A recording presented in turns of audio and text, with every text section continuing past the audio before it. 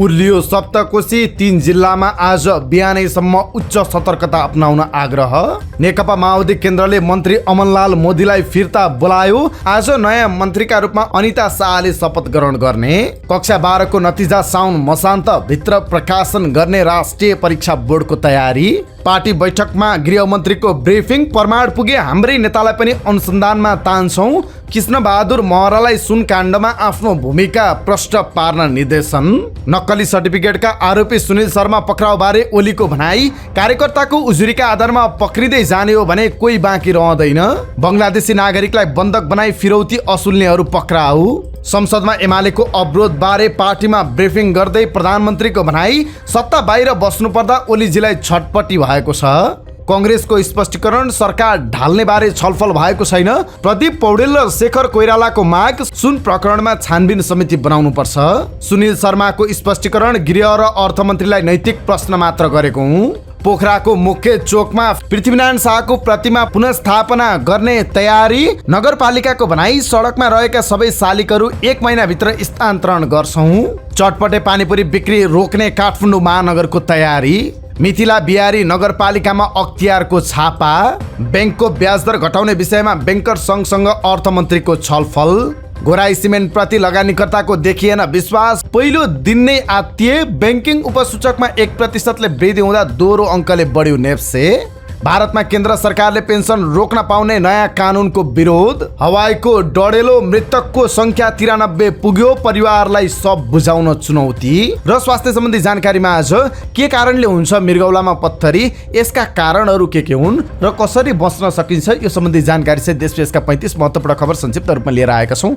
हाम्रो भिडियो सामग्री अन्तिमसम्म हेर्नुहोला।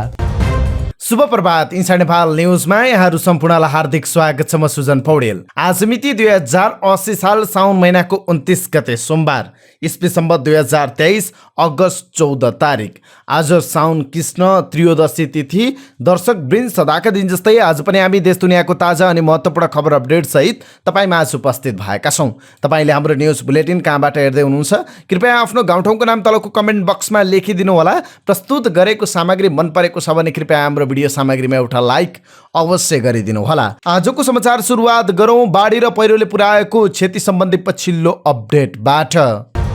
भबै नदीमा बेपत्ता हुनेको संख्या 3 पुगेको छ। गुलरिया नगरपालिका 2 निवासी महेश चौधरी पण्डितपुर घाटबाट बेपत्ता भएका हुन्। भबै नदीमा दाउरा छोप्ने क्रममा गुलरिया नगरपालिका 2 का 27 वर्षीय महेश चौधरी, वडा नम्बर 8 निवासी 23 वर्षीय लक्ष्मण चौधरी र वडा नम्बर 12 निवासी 30 वर्षीय बालकृष्ण थारू बेपत्ता भएको जिल्ला प्रहरी कार्यालय बर्दियाका प्रहरी नायब उपरीक्षक हिक्मत बहादुर बोहराले पुष्टि गर्नुभयो। तिनैजनाको नेपाल प्रहरी, सशस्त्र प्रहरी र नेपाली सेनाको मोटर बोट सहित खोजी कार्य भइरहेको उहाँले बताउनुभयो। 2 दिनदेखि परेको विरल वर्षाका कारण बर्दियाका 2 पालिका डुबानमा परेका छन्। बाँसगढीका 2वटा वडा र बारबर्दिया नगरपालिकाका 3वटा वडा डुबान प्रभावित भएका छन्।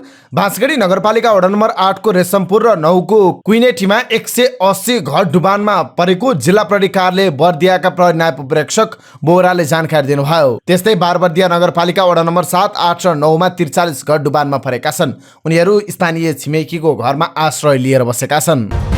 यता दाङको पत्रे खोलाले बगाउँदा बेपत्ता भएका एक वृद्धको शव फेला परेको छ। घोराई उपमहानगरपालिका 11 झमिरे बस्ने 64 वर्षीय तिलकराम विकलाई शौच गर्न गएको बेला पत्रे खोलाले बगाएको थियो। आइतबार बिहान खोलाको किनारमा शौच गर्न गएको बेला उनी बेपत्ता भएका थिए। उनको शव दिउँसो 2:30 बजेतिर खोलाको किनारमा फेला परेको जिल्ला प्रहरी कार्यालय दाङका प्रवक्ता एवं डीएसपी राजन कुमार गौतमले जानकारी दिनुभयो। सप्तकोशी सहित विभिन्न नदीमा बाढी बढ्ने क्रममा रहेकाले उदयपुर, सुनसरी र सप्तरीका नदी कटान हुन सक्ने क्षेत्रमा आज बिहानसम्म उच्च सतर्कता अपनाउन आग्रह गरिएको छ। जल तथा मौसम विज्ञान विभागले हिजो साँझ 6 बजे जारी गरेको सूचना अनुसार सप्तकोशी नदी छतरामा जल सतह बढ्दो छ र सतर्कता तह 6 मिटर नजिक पुगेको छ। अगाडि भनिएको छ तमोर, सुनकोशी र अरुणमा पनि जल सतह बढ्दो रहेकाले उदयपुर, सुनसरी र सप्तरीका नदी कटान हुन सक्ने क्षेत्र र डुबान हुने तटीय क्षेत्रमा आज बिहान 8 बजेसम्म उच्च सतर्कता अपनाउन आग्रह गरिएको छ। दोलखाको बिगु गाउँपालिका 7 3 पातेमा खहरे खोला तर्ने क्रममा पहिरोको लेदोमा पुरिएर 2 जना बेपत्ता भएका छन्। आइतबार मध्याह्न मगर गाउँ नजिकैको जंगलमा निगुरो टिप्न गएका बिगु 7 का बाबु छोरा निगुरो टिपेर फर्कँदै गर्दा 3 पातेको खहरे तर्ने क्रममा माथिबाट आएको पहिरोको लेदोले पुरिएर बेपत्ता भएको वडा अध्यक्ष दिलबहादुर श्रेष्ठले जानकारी दिनुभयो। निगुरो टिपेर फर्केका 3 जना मध्ये बेपत्ता हुनेमा सोही वडाका 36 वर्षीय निमदोज शेर्पा र उनका 12 वर्षीय छोरा पासाङ शेर्पा रहेका छन्। अर्का एकजना भने खोलाबाट बाहिर निस्कन सफल भएका छन्। अस्ति रातिदेखि आएको अविरल वर्षाका कारण मौवा खोलामा आएको बाढीले थाप्लेजुङको दोभान बजारका बासिन्दालाई त्रसित बनाएको छ। हिजो बिहानदेखि आएको बाढीका कारण बजार क्षेत्रका 4 घर उच्च जोखिममा परेको स्थानीय तिलक श्रेष्ठले जानकारी दिनुभयो। उहाँका अनुसार डम्बरबहादुर धिताल सहितका 4 घर जोखिममा परेका छन्। हिजो बिहान करिब 8 बजेदेखि उक्त खोलामा बाढी आएको थियो। त्यस्तै बाढीले दोभान र चाँगे जोड्ने खोलाको वरिपरि दुवैतर्फको सडक बगाएको छ। खोला किनारमा पर्ने दुवैतर्फको सडक बगाएपछि चाँगे दोभान सडक खण्डमा यातायात अवरुद्ध भएको छ। नेकपा माओवादी केन्द्रले संघीय मामिला तथा सामान्य प्रशासन मन्त्री अमनलाल मोदीलाई सरकारबाट फिर्ता बोलाउने निर्णय गरेको छ। आइतबार प्रधानमन्त्रीको सरकार निवास बालुवाटारमा बसेको बैठकले मोदीलाई फिर्ता बोलाउने निर्णय गरेको एक पदाधिकारीले जानकारी दिनुभयो। प्रधानमन्त्री पुष्पकमल दाहाल प्रचण्डले जनमत पार्टीलाई सरकारमा ल्याउन माओवादीका एक मन्त्रीलाई फिर्ता बोलाउन चाहनु भएको थियो। त्यसका लागि आइतबार नै मन्त्री र पदाधिकारीको बैठक बोलाइएको थियो।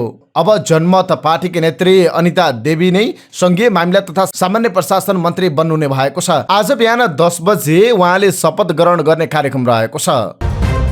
राष्ट्रिय परीक्षा बोर्डले साउन मसान्तभित्रै कक्षा 12 को नतिजा सार्वजनिक गर्ने जनाएको छ। बोर्डका सदस्य सचिव दुर्गा प्रसाद अर्यालले नतिजा तयारीको काम भइरहेको र प्राविधिक समस्या नआए साउनभित्रै नतिजा सार्वजनिक गर्ने बताउनुभयो। वैशाख 26 देखि जेठ 5 गतेसम्म देशभरका परीक्षा केन्द्रमा परीक्षा सञ्चालन भएको थियो। उहाँले भन्नुभयो, भदौ नपुग्ने गरी काम गरिरहेका छौँ। प्राविधिक समस्या आए कहिलेकाहीँ के भन्न सकिन्छ र उत्तर पुस्तिका परीक्षण सकेर बोर्डले विद्यार्थीको प्राप्ताङ्क इन्ट्री र रुजु गर्ने काम भइरहेको जनाएको छ। लेटर ग्रेडिङ निर्देशिका संशोधन गरेर जुन विषयमा एनजी हुन्छ त्यही विषयमा मात्रै ग्रेड वृद्धि परीक्षा दिन पाउने व्यवस्था गरिएको छ। यसअघि 2 भन्दा बढी विषयमा एनजी आए अर्को वर्ष सबै विषयको परीक्षा दिनुपर्ने बाध्यता थियो। नेकपा माओवादी केन्द्रका वरिष्ठ उपाध्यक्ष नारायण काजी श्रेष्ठले दोषी देखिए पार्टीकै नेता भए पनि अनुसन्धानमा तान्ने बताउनु भएको छ। आइतबार अपराह्न प्रधानमन्त्री निवास बालुवाटारमा केही पदाधिकारीसँगको छलफलमा बोल्दै उपप्रधान तथा गृहमन्त्री श्रेष्ठले सुन तस्करीमा संलग्न जो कोहीलाई अनुसन्धानको दायरामा ल्याउने बताउनु भएको छ। 9 केजी सुन तस्करी प्रकरणमा पार्टी उपाध्यक्ष कृष्णबहादुर महरा र उहाँका छोरा राहुल पनि मुछिएको समाचार बाहिरिएको छ। यस विषयमा माओवादीका केही पदाधिकारीले जिज्ञासा राखेका थिए। त्यसक्रममा बोल्दै गृहमन्त्री श्रेष्ठले दोषी कसैलाई नछाड्ने र प्रधानमन्त्रीले दिनुभएको निर्देशन पालना गर्ने बताउनु भएको छ। गृहमन्त्री श्रेष्ठले अहिलेसम्म 9 किलो सुनको मालिक पत्ता नलागेको बताउँदै प्रहरीले खोजी जारी राखेको पनि जानकारी दिनुभएको छ। भेपको केसमा मुख्य मानिस कारबाहीको दायरामा ल्याउन अनुसन्धान र खोजी जारी छ। श्रेष्ठले भन्नुभयो, यहाँ सुन हो भनेर बेच्न लैजाने मात्र भेटियो, यसका लगानीकर्ता भेटिएको छैन।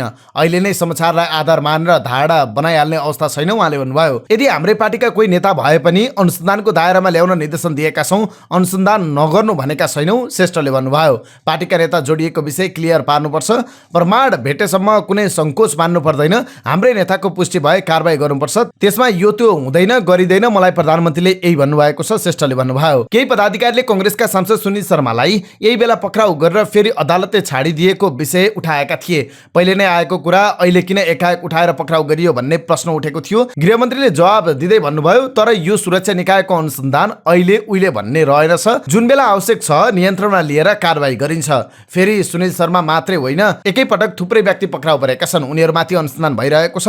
अब प्रहरीले आफ्नो काम गर्यो, अदालतले छोड्न आदेश दिँदैमा प्रहरी दोषी हुँदैन। उहाँले भन्नुभयो, अझै केही डाक्टर पनि पक्राउ पर्ने भए पनि उपचारमा रहेकाले नियन्त्रणमा नलिएको बताउँदै अनुसन्धान जारी रहेको श्रेष्ठले बताउनु भयो। अब सुनिल माननीयले एमाले अध्यक्ष केपी ओलीलाई मेरो गार्जियन भन्दै भेट्न जानुभएको रहेछ। केही न केही भएको देखिन्छ। उहाँले भन्नुभयो, नेकपा एमालेका अध्यक्ष केपी शर्मा ओलीले कार्यकर्तालाई उजुरी गर्न लगाउँदै सांसद पक्राउ गर्न थालिए कोही बाँकी नरहने बताउनु भएको छ। शनिबार पत्रकार सम्मेलनमा ओलीले कांग्रेस सांसद सुनिल शर्मालाई पनि सरकारले आफ्नै कार्यकर्तालाई उजुरी गर्न लगाएर पक्राउ गरेको आरोप लगाउनु भएको छ। सुन प्रकरणमा गृहमन्त्री र अर्थमन्त्रीको राजीनामा मागेकै कारण सुनिल शर्मालाई पक्राउ गरेको उहाँले बताउनु भयो।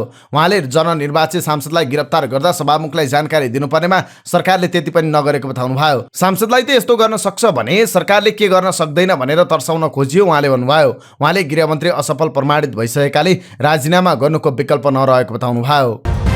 पोखरा महानगरपालिकाले पृथ्वीनारायण शाहको हटाएको शालिग पुनर्स्थापन अभियान सुरु भएको छ। महानगरले पोखराको पृथ्वी चोकमा रहेको पृथ्वीनारायण शाहको शालिग हटाएको थियो। बुधबार एक समूहले सडकमा फालेको पृथ्वीनारायण शाहको प्रतिमा बिहिबार राप्रपाका युवाहरूले पुनर्स्थापन गरेका थिए। फेरि शुक्रबार महानगरले हटाएको थियो। फेरि पृथ्वीनारायण शाहको शालिग पुनर्स्थापन अभियान सुरु गरेको पार्टीका प्रवक्ता एवं सञ्चार विभाग प्रमुख मोहन कुमार श्रेष्ठले जानकारी दिनुभयो। उहाँले सामाजिक सञ्जालमा लेख्नु भएको छ, वर्षातको समय प्रवाह नगरी पोखराको पृथ्वी चोकमा पृथ्वीनारायण शाहको शालिग पुनर्स्थापन अभियान प्रारम्भ भएको छ। यस अभियानमा समर्थन र ऐक्यबद्धता प्रकट गर्दछु, उहाँले सामाजिक सञ्जालमा लेख्नु भएको छ। बङ्गलादेशी नागरिकलाई वैदेशिक रोजगारको लागि नेपाल हुँदै विभिन्न देश पठाइदिने आश्वासन देखाई काठमाडौँमा बन्धक बनाउने गिरोहका 7 व्यक्ति पक्राउ परेका छन्। बङ्गलादेशी नागरिकलाई बन्धक बनाई उनीहरूको परिवारसँग फिरौती रकम माग्ने गिरोहमा संलग्न रहेका बङ्गलादेशी र नेपाली नागरिकलाई काठमाडौँ उपत्यका अपराध अनुसन्धान कार्यालयबाट खटिएको टोलीले पक्राउ गरेको हो। कार्यालयले आरोपीहरूलाई पक्राउ गर्नुका साथै बन्धक बनाइएका 6 जना बङ्गलादेशी नागरिकलाई उद्धार समेत गरेको छ। गिरोहले वैदेशिक रोजगारीमा लाने भन्दै बङ्गलादेशबाट नेपाल ल्याई काठमाडौँका विभिन्न स्थानमा रहेका होटल तथा सेफ हाउसमा बन्धक बनाई राख्ने र परिवारसँग पैसा माग्ने गरेका थिए। पक्राउ पर्नेमा बङ्गलादेश गाजीपुरका 47 वर्षीय अमीर हुसेन, बङ्गलादेश बरिसालका 37 वर्षीय एमडी मिसौर, हरिसिद्धि ललितपुर बस्ने बङ्गलादेशी नागरिक 38 वर्षीय सलिम मिया, सिन्धुपाल्चोक वलेफी 6 की 27 वर्षीय तारा नेपाली, बङ्गलादेशी नागरिक 21 वर्षीय जहाङ्गीर आलम, काठमाडौँ हाँडीगाउँ बस्ने बङ्गलादेशी नागरिक 21 वर्षीय तमिना बेगम र इलाम चुलाचुली 4 की 33 वर्षीय रोशनी राई रहेका छन्। उनीहरूलाई काठमाडौँ उपत्यका अपराध अनुसन्धान कार्यालयले पक्राउ गरी मुलुकी अपराध संहिता 2074 को दफा 211 र 212 तथा संगठित अपराध निवारण ऐन 2070 बमोजिमको कसुरमा थप अनुसन्धान तथा कारबाहीका लागि आइतबार प्रहरी परिसर काठमाडौँ पठाइएको वरिष्ठ प्रहरी परीक्षक डाक्टर मनोज केसीले जानकारी दिनुभयो। पूर्व राष्ट्रपति विद्यादेवी भण्डारी सक्रिय पार्टी राजनीतिमा फर्किने चर्चा चलिरहेको समयमा एमालेका अध्यक्ष केपी शर्मा ओलीले त्यसलाई अस्वीकार गर्नुभएको छ। सुनकाण्डको विषयमा लगातार संसद अवरुद्ध गर्दै आएको एमालेले उच्च स्तरीय न्यायिक आयोगको आवश्यकताको बारेमा आफ्नो धारणा राख्न केन्द्रीय कार्यालय च्यासलमा आयोजना गरेको पत्रकार सम्मेलनमा अध्यक्ष ओलीले पूर्व राष्ट्रपति भण्डारी पुनः राजनीतिमा सक्रिय गराउन खोज्नु पार्टीभित्र समस्या ल्याउने प्रयास भन्दै टिप्पणी गर्नुभएको छ। पार्टीभित्र कुनै समस्या आउँछ कि ल्याउन सकिन्छ कि भनेर फेरि कोसिस भएको छ। ओलीले भन्नुभयो, यस प्रकारको प्रयासलाई नबुझिकन मलजल गरिन्छ, यहाँ त्यो नगर्दाखेरि राम्रो हुन्छ भन्ने लाग्छ, उहाँले भन्नुभयो। ओलीले पूर्व राष्ट्रपति विद्यादेवी भण्डारी एमाले पार्टीबाट सबै नेताहरूको राष्ट्रपति भएर आदरणीय व्यक्तित्व बनेको बताउनुभयो। त्यसअघि नजिकै मित्र हो नि, हाम्रो पार्टीको आदरणीय व्यक्ति उपाध्यक्ष नै हो नि। त्यसमध्ये विष्णु पौडेलले मात्र होइन, मैले पनि कुराकानी गरेको छु, अरूले पनि कुरा गर्नुभएको छ। त्यस्तो कुरा गरेको विषयलाई कार्ड नै छपाएर लैजानु भयो रे नि त, पार्टीमा आइदिनु पर्यो भनेर निम्ता गर्ने भन्ने उहाँले पत्रकारलाई प्रश्न गर्नुभयो। पूर्व राष्ट्रपति विद्यादेवी भण्डारीले एक टेलिभिजन अन्तर्वार्तामा राजनीतिमा आउने सम्भावना बारे सोधिएको प्रश्नमा 50% सम्भावना रहेको बताउनु भएको थियो। अपरेसन फोक्सट्रोट नाम दिएर नक्कली डाक्टरमाथि अनुसन्धान सुरु गरेको प्रहरीले सक्कली डाक्टरलाई समेत पक्राउ गरेको खुलेको छ। केन्द्रीय अनुसन्धान ब्युरो सीआईबीले एसएलसी र प्लस 2 का मार्कसिट किर्ते गरेर नम्बर थपगढ गरी एमबीबीएस अध्ययन गरेका नक्कली डाक्टरमाथि अपरेसन चलाएको थियो। साउन 25 गते सीआईबीले चलाएको अपरेसनको क्रममा सुरुमा नेपाली कांग्रेसका प्रतिनिधि सभा सदस्य सांसद सुनिल शर्मा पक्राउ गरेका थिए। त्यही दिन शर्मापछि सीआईबीले थप 2 जनालाई नियन्त्रणमा लिएको थियो, जसमा महोत्तरीको पिप्रा गाउँपालिका 8 घर भएका डाक्टर रञ्जित कुमार यादव र त्रिवी शिक्षण अस्पतालमा काम गर्ने अमित चौधरी थिए। जारी अपरेसनका क्रममा अहिलेसम्म 8 जना पक्राउ परेका छन्, जसमध्ये शर्मालाई हिरासत बाहिर राखेर अनुसन्धान गर्नु भनेर जिल्ला अदालतले आदेश दिएपछि अहिले 7 जना सीआईबीको हिरासतमा छन्। हिरासतमा रहेका ती 7 नक्कली डाक्टर मध्ये 1 जना भने सक्कली डाक्टर परेको बताइएको छ। सीआईबीले नक्कली भन्दै पक्राउ परेका 12 घर भएका रञ्जित कुमार यादव नक्कली नभई सक्कली डाक्टर रहेको खुलेको छ। सक्कली डाक्टर रहेको खुलेपछि अहिले सीआईबीमा कसरी यस्तो भयो भन्दै आन्तरिक सोधपुछ समेत भइरहेको छ। यादव सक्कली रहेको पाइएपछि नेपाल मेडिकल काउन्सिलले उनको डकुमेन्ट सहितको पत्र सीआईबीलाई पठाएको छ। काउन्सिलको उक्त पत्रपछि सीआईबीले यादवलाई छाड्ने प्रक्रिया अगाडि बढाएको छ। सीआईबीका अनुसार नाम जुधेका कारण उनी हिरासतमा पर्नु परेको छ। प्रधानमन्त्री पुष्पकमल दाहाल प्रचण्डले नेकपा एमाले संसद अवरुद्ध गरेर सत्ता बाहिर बस्नुपर्दाको छटपट्टि प्रस्तुत गरेको बताउनु भएको छ। आइतबार केही पदाधिकारी र पार्टीका मन्त्रीहरूसँग बालुवाटारमा भएको छलफलमा प्रधानमन्त्री प्रचण्डले अहिलेको सरकारले सबै पक्षलाई मिलाएर देशमा सुशासन स्थापना गराइ छाड्ने बताउनु भयो। एमाले र अध्यक्ष ओलीजीलाई अहिले सत्ता बाहिर बस्नु परेकोमा पीडा भएको छ। यो एक किसिमको छटपट्टि हो। बैठकमा प्रचण्डले राखेको धारणा उद्धृत गर्दै एकजना पदाधिकारीले भन्नुभयो, सरकारले इमानदारीताका साथ काम गरेको जनतालाई महसुस भइरहेको छ। माओवादी केन्द्रका अध्यक्ष समेत रहनुभएका प्रचण्डले निरन्तर संसद अवरुद्ध हुँदा जनताका समस्यामाथि छलफल गर्न नपाएको बताउनुभयो। नेपाली कांग्रेसका सांसद प्रदीप पौडेलले उच्चस्तरीय छानबिन समिति नबनी सरकारलाई दिएको समर्थन फिर्ता लिनुपर्ने धारणा व्यक्त गर्नुभएको छ। कांग्रेस संसदीय दलको बैठकमा बोल्ने क्रममा पौडेलले उच्चस्तरीय छानबिन समिति बन्नुपर्ने निर्णय दलको बैठकमा राख्नुभयो। हालसम्म सबै भ्रष्टाचारका मुद्दा छानबिन गर्ने गरी उच्चस्तरीय समिति बनाउनुपर्ने मत पौडेलले राख्नु भएको छ। सुन प्रकरणको विषय मात्र नभई विगतका ठुल्ठुला भ्रष्टाचारको छानबिन हुने गरी शक्तिशाली समिति बनाउनुपर्ने पौडेलले बताउनुभयो। उच्चस्तरीय समिति बन्न नसके सरकारलाई दिएको समर्थन पार्टीले फिर्ता लिनुपर्ने तर्क पौडेलले गर्नुभएको छ। कांग्रेस संसदको सबैभन्दा ठूलो दल भएर पनि त्यस संसारको भूमिका संसदमा नदेखिएको उहाँले बताउनुभयो। नेकपा माओवादी केन्द्रले 9 किलो सुन भित्राउने समूहसँगको सम्बन्धबारे स्पष्ट पार्न पार्टी उपाध्यक्ष कृष्णबहादुर महरालाई आग्रह गरेको छ। त्रिभुवन विमानस्थलबाट भेप मार्फत सुन भित्राउन संलग्न चिनिया नागरिकसँग उपाध्यक्ष महरा र उनका छोरा राहुलको निरन्तर संवाद भएको कल रेकर्डमा देखिएको छ। तर उनीहरूलाई प्रहरले सोधपुछसम्म नगरेपछि सरकारमाथि पनि प्रश्न उठेको छ। मन्त्री परिषद पुनर्गठनबारे छलफल गर्न आइतबार प्रधानमन्त्री निवास बालुवाटारमा बसेको माओवादी पदाधिकारी बैठकमा महराबारे कुरा उठेको एक पदाधिकारीले बताएका छन्। सुरुमा प्राप्त प्रमाणले महराको संलग्नता नदेखिएको भए पनि अहिले कल डिटेल आएकाले अब महराले यसबारे प्रश्न पार्नुपर्ने नेताहरूले जोड दिएका छन्। नेपाली कांग्रेसले जारी संसदीय समितिको बैठकमा सरकार परिवर्तनको विषय नआएको स्पष्ट पारेको छ। शुक्रबार र आइतबार बसेको 2 दिनको बैठकमा धेरै विषय उठेको र महत्त्वपूर्ण विषयलाई आज पारित गर्ने प्रमुख सचेतक रमेश लेखकले जानकारी दिनुभयो। सरकार बदल्ने ढाल्ने अर्को बनाउने कुरा भएको छैन। आइतबारको बैठकपछि लेखकले भन्नुभयो, हालसम्म 50 जना सांसदले धारणा राखेका छन्। बाँकीले आज बिहान 11 बजे बस्ने बैठकमा बोल्नेछन्। सङ्खुवा सभामा जेलभित्रै 2 जना कैदीको मृत्यु भएको घटनामा कारागार प्रमुख राजेन्द्र अधिकारी र प्रहरी सहायक निरीक्षक लक्ष्मी चौधरी विरुद्ध पक्राउ पर्ची जारी भएको छ। साउन 24 गते बिहान जिल्ला कारागार सङ्खुवा सभामा विनोद तोलाङ्गी र विकास श्रेष्ठ भनिने आकाश बलामीको मृत्यु भएको थियो। मृतकका आफन्तले जिल्ला प्रहरी कार्यालयमा दिएको किटानी जारीको आधारमा जिल्ला अदालत सङ्खुवा सभाले उनीहरूको नाममा पक्राउ पर्ची जारी गरेको छ। पक्राउ पर्ची जारी भएका मध्ये चौधरीलाई पक्राउ गरी जिल्ला अदालतबाट 5 दिनको म्याद थप गरिएको जिल्ला प्रहरी कार्यालय सङ्खुवा सभाका सूचना अधिकारी प्रहरी निरीक्षक सरोज खनालले जानकारी दिनुभयो। नेपाली कांग्रेसका नेता शेखर कोइरालाले सुन प्रकरणमा अनुसन्धान गर्नका लागि उच्चस्तरीय छानबिन समिति बनाउनु पर्ने बताउनु भएको छ। आइतबार बसेको पार्टीको संसदीय दलको बैठकमा बोल्दै कोइरालाले सुन प्रकरणको अनुसन्धान गर्न उच्चस्तरीय छानबिन समिति बनाउनु पर्ने बताउनु भएको छ। उहाँले नेपाललाई सुन तस्करीको अखडाबाट मुक्त गर्न उच्चस्तरीय छानबिन समिति बनाउन आवश्यक रहेको बताउनुभयो। प्रमुख प्रतिपक्षी दल नेकपा एमाले उच्चस्तरीय छानबिनको माग गर्दै 2 सातादेखि संसद अवरुद्ध गरिरहेको छ। तर सत्ता गठबन्धन र सरकार भने छानबिन समिति बनाउन तयार छैन। यसैबीच प्रतिपक्षी दलको मागको पक्षमा बोल्दै कोइरालाले संसदीय समिति गठनको आवश्यकता औलाउनु भएको छ। नेता कोइरालाले भने एमालेकै लाइनमा उच्चस्तरीय छानबिन समिति गठनको पक्षमा धारणा राख्नु भएको छ। नेपाली कांग्रेसका सांसद सुनिल शर्माले सुन तस्करी प्रकरणमा आफूले गृहमन्त्री र अर्थमन्त्रीमाथि नीतिगत प्रश्न मात्र उठाएको बताउनु भएको छ। आइतबार बसेको कांग्रेस संसदीय दलको बैठकमा सांसद शर्माले अर्थमन्त्री र गृहमन्त्रीको राजीनामा माग गर्दै 10 साउनमा संसदमा बोलेको विषयमा स्पष्टीकरण दिनुभएको छ। संसदीय दलको बैठकमा शर्माभन्दा अगाडि बोल्नुभएका अर्थमन्त्री डाक्टर प्रकाश शरण महतले सुन तस्करीमा संलग्न भएको प्रमाण ल्याउन चुनौती दिनुभएको थियो। शर्माले भने आफूले नीतिगत प्रश्न मात्र गरेको बताउनुभयो। भन्सारबाट क्विन्टलका क्विन्टल सुन आउने अनि पुलिस प्रशासनको नेतृत्व गरेको गृह मन्त्रालयलाई पनि थाहा नहुने, अर्थमन्त्रीलाई पनि थाहा नहुने भन्ने नेपाली जनताले पत्याउँछन् त। अर्थमन्त्री डाक्टर महसँग आफ्नो व्यक्तिगत विवाद नभएको भन्दै सांसद शर्माले भन्नुभयो, यो भन्दा ठूलो प्रमाण के हुन्छ। उहाँले आफ्नो अभिव्यक्तिमा कुनै कमजोरी भए आगामी दिनमा सच्याउन तयार रहेको बताउनुभयो। उहाँले अगाडि भन्नुभयो, मैले प्रकाश शरण दाइले सुन तस्करी गर्नुभयो, उहाँ सुन तस्कर हो भनेर भनेको होइन, मैले गृहमन्त्रीले तस्करी गर्नुभयो भनेको हो र उहाँको प्रश्न थियो। मेरो त नैतिक रूपमा जिम्मा लिने कि नलिने भनेर नीतिगत प्रश्न हो। आफ्नो प्रश्नको उत्तर अर्थ र गृहमन्त्रीका साथै प्रधानमन्त्रीले पनि दिनुपर्ने उहाँले बताउनुभयो। सांसद शर्माले सुन तस्करीको छानबिनका लागि उच्चस्तरीय आयोग बनाउन समेत माग गर्नुभयो। पोखरा महानगरपालिकाभित्र सडकमा रहेका सबै शालिगहरूको व्यवस्थापन गर्ने भएको छ। शुक्रबार पोखरा महानगरपालिकाका प्रमुख धनराज आचार्यको अध्यक्षतामा बसेको सर्वदलीय सर्वपक्षीय बैठकले सडकमा रहेका शालिगहरू, महानगरमा क्रियाशील राजनीतिक दलहरू, सरकारी निकाय तथा सरकारवाला सङ्घ संस्थासँग आवश्यक समन्वयन गरी 1 महिनाभित्र स्थानान्तरण व्यवस्थापन गर्ने निर्णय गरेको छ। पोखराका चोकहरूमा रहेको शालिगहरूको ससम्मान व्यवस्थापन गर्ने सम्बन्धमा महानगरपालिका प्रतिबद्ध रहेको प्रमुख आचार्यले बताउनु भएको छ।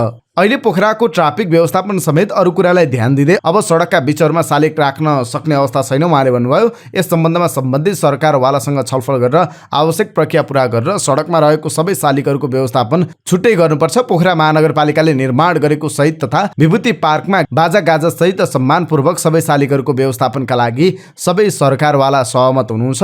उहाँका अनुसार 1 महिनाभित्र आवश्यक छलफल तथा परामर्श गरी शालिगहरूको व्यवस्थापन गरिनेछ।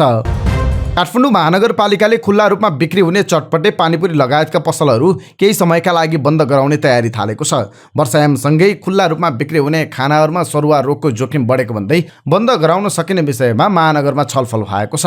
बजार व्यवस्थापन तथा उपभोक्ता हित संरक्षण समितिकी संयोजक समेत रहनुभएकी उपप्रमुख सुनिता डङ्गोलले भन्नुभयो यो वर्षायाममा खुल्ला रूपमा बिक्री हुने पानीपुरी डेरीजन्य उत्पादन लगायतका खानाबाट सरुवा रोगको जोखिम हुन सक्ने भएकाले प्रिभेन्टिभ एप्रोचमा जान सकिन्छ भनेर छलफल गरेका छौं। महानगरपालिकाले पानीपुरी लगायत डेरीजन्य उत्पादनको परीक्षण गरेर मात्रै निर्णय गर्ने तयारी पनि गरेको छ। खुल्ला रूपमा बिक्री हुने पसल तथा बजारमा निगरानी बढाएर बर्खायाममा फैलिन सक्ने संक्रामक रोग रोक्न भन्दै संयोजक डङ्गोलले व्यापारिक क्रियाकलापको अनुगमनका लागि तत्काल परिचालित हुने योजना बनाउन निर्देशन दिनुभएको छ।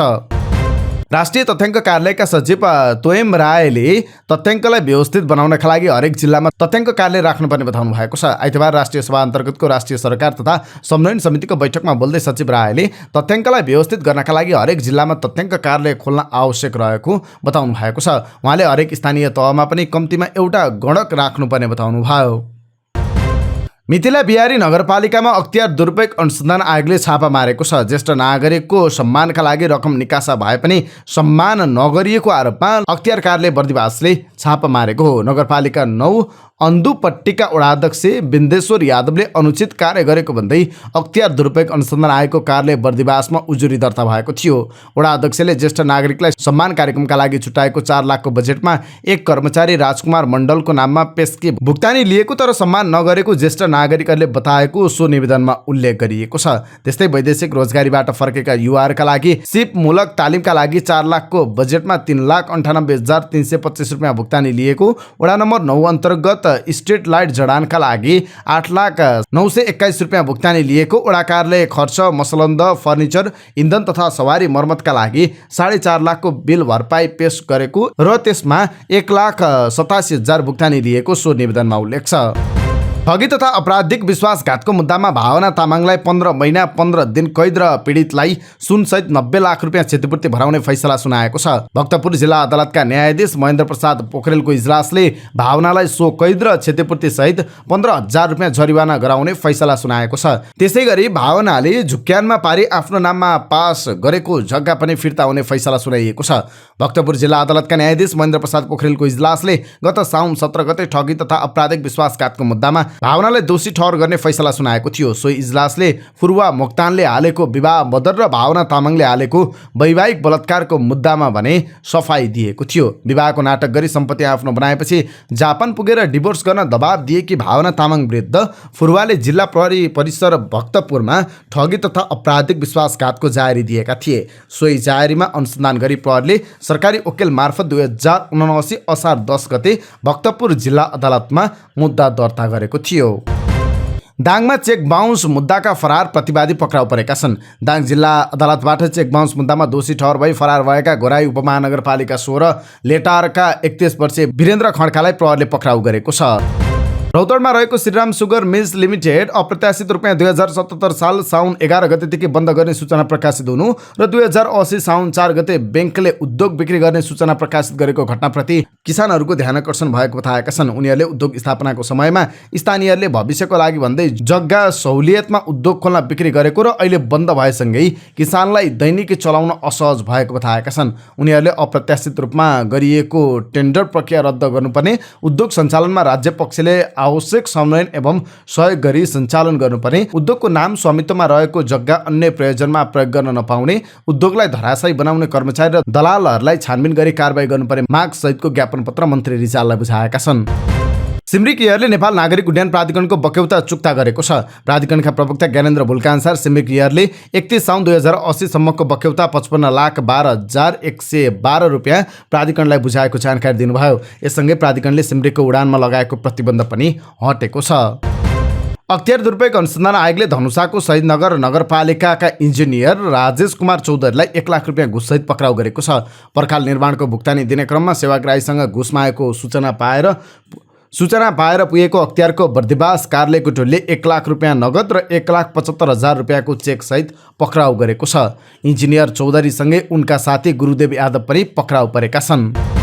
अर्थमन्त्री डाक्टर प्रकाश शरण महतले नेपाल बैंकर सङ्घसँग बैंकको ब्याज दर घटाएर अर्थतन्त्रलाई लयमा ल्याउने विषयमा छलफल गर्नुभएको छ। आइतबार मन्त्रालयमा बैंकर सङ्घका पदाधिकारी सहित वाणिज्य बैंकका प्रमुख कार्यकारी अध्यक्षसँग बैंकको ब्याज दर कम गर्ने विषयमा छलफल गर्नुभएको हो। मन्त्री महतले बैंकका सिइओहरूसँग अर्थतन्त्र चलायमान बनाउन बैंकिङ क्षेत्रले पुर्याउनु पर्ने योगदानको विषयमा जानकारी गराउनु भएको छ। छलफलपछि न्युज एजेन्सी नेपालसँग कुराकानी गर्दै बैंकर सङ्घका अध्यक्ष सुनिल केसीले बैंकिङ क्षेत्रका समस्या समाधान गरी अर्थतन्त्र चलायमान बनाउन निजी क्षेत्रको मनोबल कसरी माथि ल्याउन सकिन्छ भन्ने विषयमा कुराकानी भएको बताउनुभयो। उहाँले पछिल्लो समय बैंकको ब्याज दर कम हुँदै गए पनि अझै कम कसरी गर्न सकिन्छ भन्ने विषयमा अर्थमन्त्री महतले चासो राख्नु भएको बताउनुभयो। उहाँले पछिल्लो समय अर्थतन्त्रका केही सूचकहरूमा सुधार हुँदै गएको र बैंकहरूमा तरलता पनि केही सहज भएको हुँदा निजी क्षेत्रको मनोबल बढाएर अर्थतन्त्र चलायमान कसरी बनाउने भन्ने विषयमा छलफल केन्द्रित भएको बताउनुभयो। उहाँले अर्थतन्त्रलाई बैंकिङ क्षेत्रले सकारात्मक बाटोमा लैजान भूमिका खेल्नुपर्ने देखिएको भन्दै सबैलाई सकारात्मक सन्देश दिन आवश्यक रहेको बताउनुभयो। त्रिभुवन अन्तर्राष्ट्रिय विमानस्थल भन्सार कार्यालयमा विदेशबाट आउने यात्रुका लागि मालवस्तुको सो घोषणा कक्ष सञ्चालनमा ल्याइएको छ।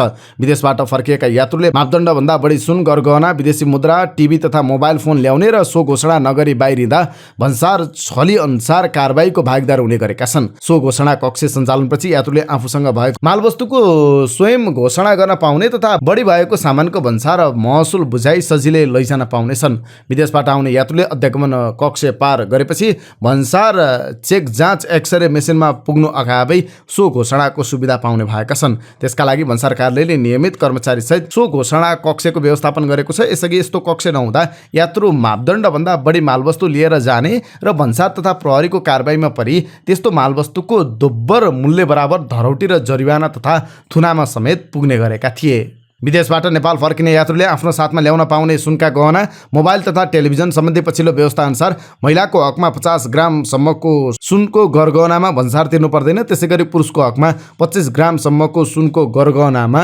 भन्सार तिर्नु पर्दैन। एकजना व्यक्तिले महिलाको हकमा 50 ग्राम र पुरुषको हकमा 25 ग्राम बाहेक थप 200 ग्रामसम्म सुनको गहना भन्सार बिन्दुमा महसुल तिरेर साथमा ल्याउन पाउने व्यवस्था रहेको छ। लामो समयको विवादपछि प्रिमियम मूल्यमा प्राथमिक सेयर आइपिओ निष्कासन गरेको घोराई सिमेन्टप्रति लगानीकर्ताको विश्वास गुमेको छ।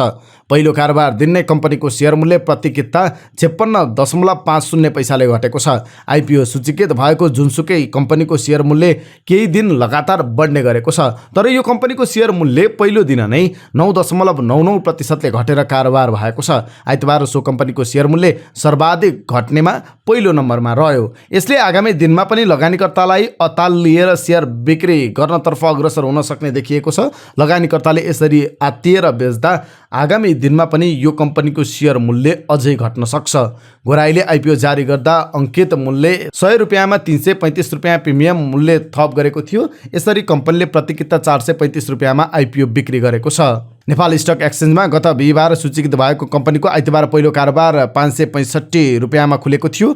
435 रुपियाँमा आइपिओ खरिद गरेका लगानीकर्तालाई पहिलो कारोबारमै प्रति किता 130 रुपियाँ फाइदा भएपछि बेच्नतर्फ लागेका हुन्। यस दिन यो कम्पनीको मूल्य प्रति किता 581 रुपियाँ 40 पैसासम्म पुगेको थियो। कम्पनीले सञ्चालककै लगानी भएको केयर रेटिङ नेपालबाट रेटिङ गराए आइपिओ निष्कासन गरेको थियो। बोर्डले पनि केयर रेटिङलाई समेत यो विषयमा स्पष्टीकरण सोधेको थियो। मौद्रिक नीतिपछि लगातार गिरावट भएको सेयर बजारमा गत सातादेखि देखिएको सुधारले आइतबार पनि निरन्तरता पाएको छ। साताको पहिलो कारोबार दिन आइतबार सेयर बजार परिसूचक नेप्से 14.81 अङ्कले वृद्धि भएर 2080.86 को बिन्दुमा बन्द भएको छ। नेप्से गत बिहिबारको तुलनामा 0.71% वृद्धि भएको छ। आइतबार नेप्सेसँगै कारोबार रकममा पनि सुधार भएको छ। लगातार करिब 2 अर्बको हाराहारीमा कारोबार भइरहेको बजारमा आइतबार कारोबार रकम 3 अर्ब नागेको छ। 95,965 वटा कारोबारमा 97,18,757 किता सूचीकृत धितोपत्र किनबेच हुँदा 3 अर्ब 1 करोड 85 लाखको कारोबार भएको छ। अब के अन्तर्राष्ट्रिय प्रसङ्ग संक्षिप्त रूपमा भारतमा केन्द्र सरकारले कर्मचारीको पेन्सन रोक्ने वा रद्द गर्ने सबै अधिकार आफैले लिएको छ। केन्द्र सरकारले पेन्सन सम्बन्धी 1958 को ऐन संशोधन गर्दै पेन्सन रोक्ने वा रद्द गर्ने अधिकार आफैले लिएको छ। यी सेवामा नियुक्त कर्मचारी जुन प्रदेशमा नियुक्त हुन्छन् त्यहीँको प्रदेश सरकार मातहत रहन्छन्, जसले गर्दा यसअघि उनीहरूको पेन्सन रोक्नका लागि केन्द्र सरकारले सम्बन्धित प्रदेशको स्वीकृति लिनुपर्ने थियो।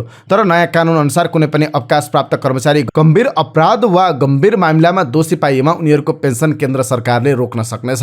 सरकारले ल्याएको नयाँ कानुनको अवकाश प्राप्त कर्मचारीहरूले विरोध जनाएका छन्। विरोध जनाउनेहरूमा सरकारको काम कारबाही र नीतिमाथि प्रश्न उठाउनेहरू नै छन्।